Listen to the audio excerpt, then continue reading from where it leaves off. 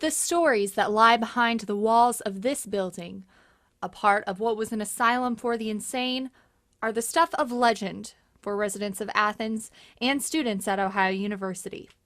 But soon, the building itself will be nothing but legend, as Ohio University plans to demolish the former tuberculosis ward at the Ridges. Its architecture is different from the other buildings at the Ridges, and that architecture is just one reason the plan to tear down the structure came as a shock and a disappointment to those who treasure it. Well, I was very upset about the fact that someone was talking about tearing down this building. It has such a marvelous history and history that is important. Ohio University purchased the property in the 1980s after the asylum was moved. Today, the Ridges is used as administrative buildings for Ohio University, except for this one, last used as a special education center called the Beacon School, now abandoned as it has been for years. Sure looks different now.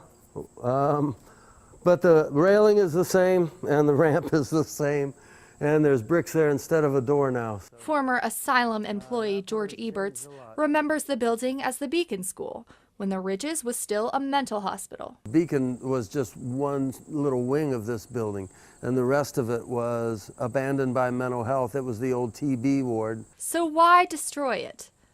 Ohio University says it will be demolished as part of the university's capital improvement plan, a 20-year effort first approved in 2007 by university trustees.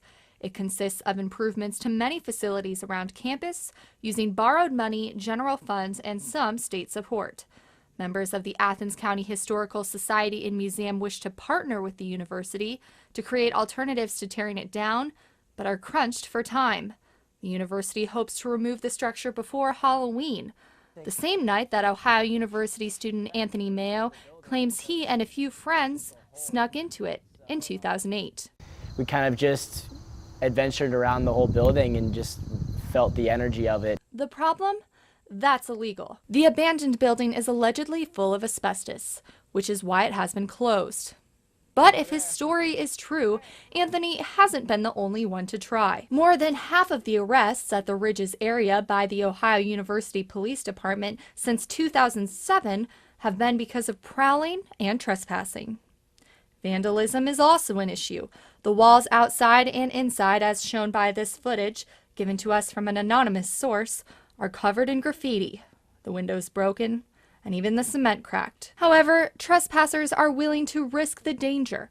For the excitement of getting inside a building, many say, is occupied by ghosts. But history tells us the truth, that these halls were occupied by real people, adults and children suffering from mental disorders.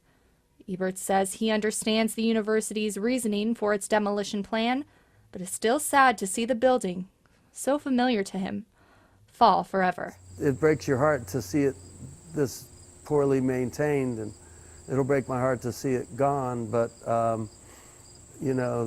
time keeps marching on. And it does, quickly.